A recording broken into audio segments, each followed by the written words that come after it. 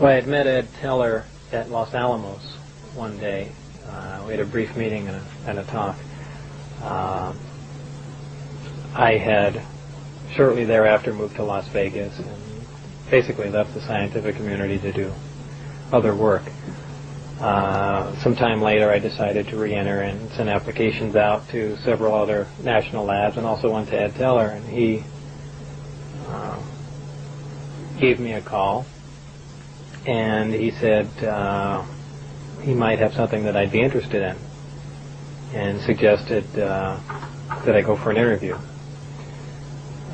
Shortly thereafter, someone from EG&G called and told me to come down for an interview there. They made it very clear that EG&G had nothing to do with it. They were just using the building as a place to do the interview. After a short time, they said I was basically overqualified for the position, but they may have something else in the future.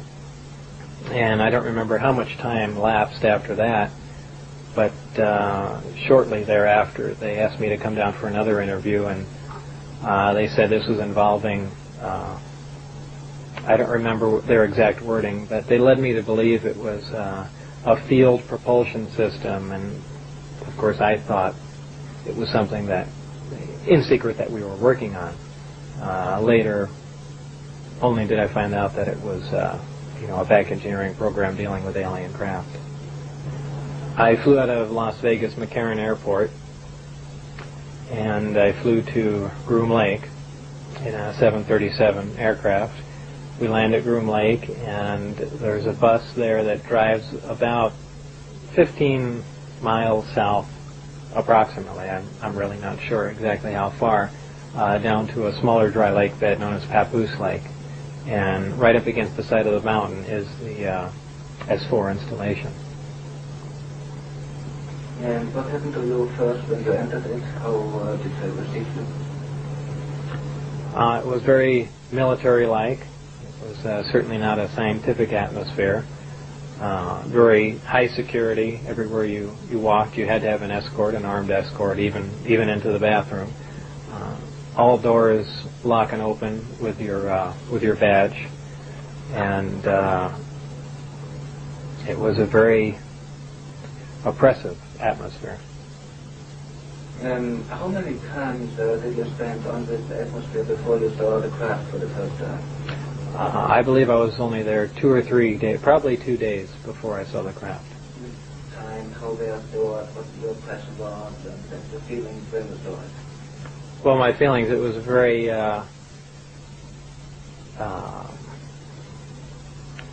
I should step back a minute and say that when I first saw the craft the first time, it was walking into the hangar, and my impression was, well, this explains all the UFO sightings. This is just a secret military aircraft we're working on, and that's the end of that.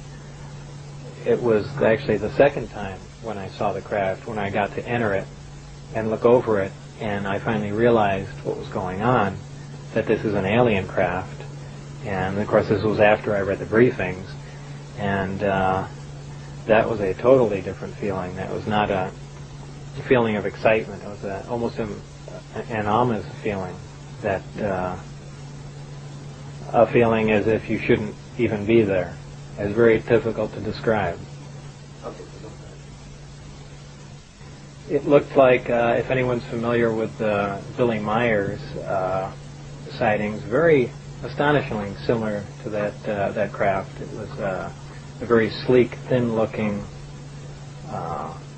flying saucer-shaped craft.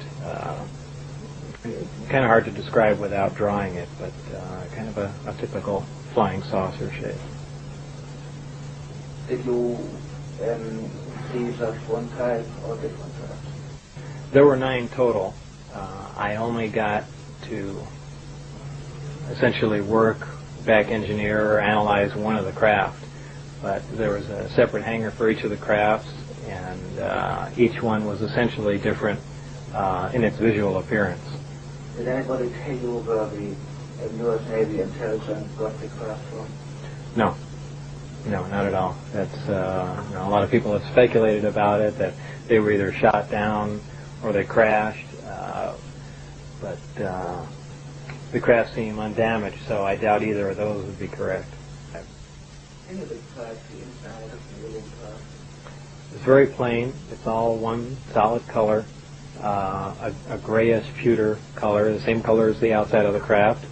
There are no sharp corners anywhere. Every device in the craft, the seat, the amplifier housings, everything has a rounded corner on it, almost as if it was all fashioned out of wax and then slightly melted, so everything curved, even where the ceiling meets the floor on the end. Everything has a curve to it. Very, very plain, very wide open, very impractical use of space. And there are 3 levels. The lower level houses the amplifiers themselves that swing, the 3 of them. The center level is where you enter the craft, where the seats and the amplifiers are, and the top level is a small area, and I did not have access to that, so I don't know what's up there. Do you think they're alien craft or Western craft? Absolutely alien craft, there's no question about it. Why? Well, first of all, the scope of the project was to back engineer it. If they were United States craft, we wouldn't be going backward trying to find out how they were built if we had built them. Second of all, the size of the equipment inside, the size of the seats, the materials that were in use, completely alien to us, pardon the pun, and the fuel, element 115, essentially non-existent. All these factors together, and of course the briefing information stating that they were alien craft. Could anybody tell you how the propulsion functions? Well, that was part of my job, was to back engineer that and find out exactly how that operated. And they had made some progress, but I really don't know how long the craft was there being analyzed, if it was 1 year or 10 years before I got there, but it seems like only a modest amount of progress had been made. The propulsion system is really an amazing setup. There's 2 parts, gravity amplifiers and the reactor that provides the power. The reactor itself is a total annihilation reactor fueled by antimatter. Total annihilation is essentially the most efficient nuclear reaction that takes place of the 3, fission, fusion, and annihilation. It uses a super heavy element, element 115, as it would appear on the periodic chart. None has yet been synthesized on Earth. It's my opinion that this occurs naturally in certain star systems. This element is bombarded in an extremely small accelerator. The element under bombardment undergoes spontaneous fission and produces antimatter particles. These are interacted with a gaseous matter target, and by means of a 100% efficient thermoelectric device is converted into electricity. Now, 100% efficient any electric device is essentially impossible.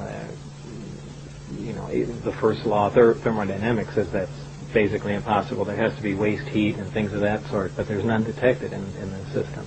It's another amazing form of technology.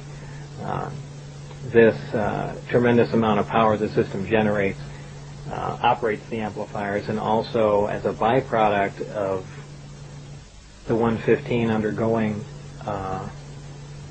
this bombardment, it produces very interesting phenomena, a gravity A wave, as it's known to be called. This gravity A wave it travels in almost the same way microwaves travel. This is essentially applied to the gravity amplifiers, and by means of the electric current also provided by the reactor, it's amplified and focused. The amplified signal is shifted slightly out of phase, and by virtue of that they can repel or attract a gravitational body. The craft can take off on 1 gravity amplifier. There are 3 in this particular craft. When it's using just 1 amplifier, essentially pushing away from the Earth, it's known as Omicron configuration.